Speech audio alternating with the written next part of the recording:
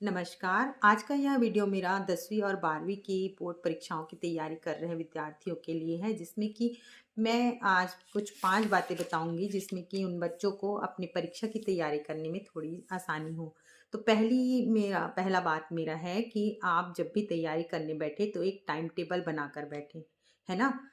समय प्रबंधन बहुत ज़रूरी है। अगर हमें किसी भी तैयारी के लिए किसी भी चीज़ की तैयारी करनी है तो उसमें हमारा पहला बात होना चाहिए समय प्रबंधन।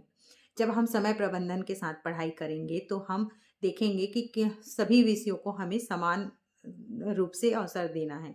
पर अगर हम वहाँ पर देख रहे हैं कि कोई विषय या कोई सब्जेक्ट हमें कठिन लग रहा है तो हम उसमें समय प्रबंधन में उन विषयों को थोड़ा ज़्यादा समय दे सकते हैं, और जो हमारे लिए आसान है उन विषयों को हम थोड़ा कम समय देकर अपना टाइम मैनेजमेंट कर सकते हैं। जब भी पढ़ाई करें, है ना?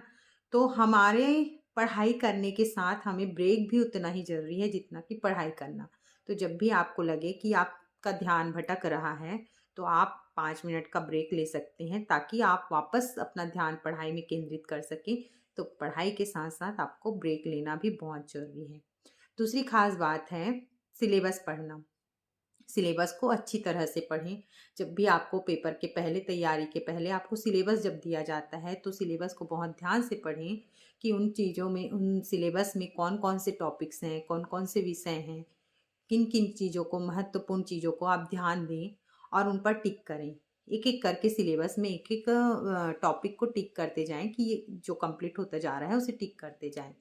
तो सिलेबस का ध्यान रखते हुए आप अपनी तैयारी कर सकते हैं, उससे काफ़ी मदद मिल सकती है। तीसरी और महत्वपूर्ण बात है नोट्स ज़रूर बनाएँ। जब भी आप किसी टॉपिक को, किसी विषय को, किसी चैप्टर को पढ़ रहे हैं, तो महत्वपूर्ण चीज़ों का नोट्स बनाएँ।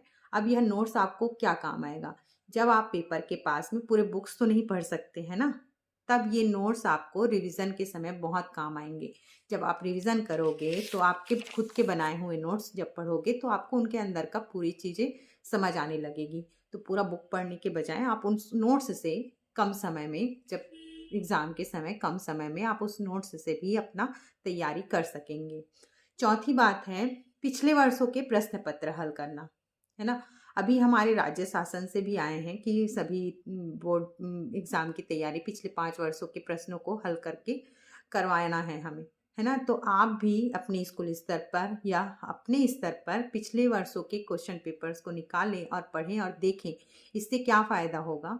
इससे फ़ायदा ये होगा कि आपको समझ में आएगा कि पिछले वर्षों में क्वेश्चन का पैटर्न कैसा होता था, क्वेश्चन आते कैसे हैं, किस विषय के क्वेश्चन आते हैं, किस टाइप से क्वेश्चन आते हैं, उनका पैटर्न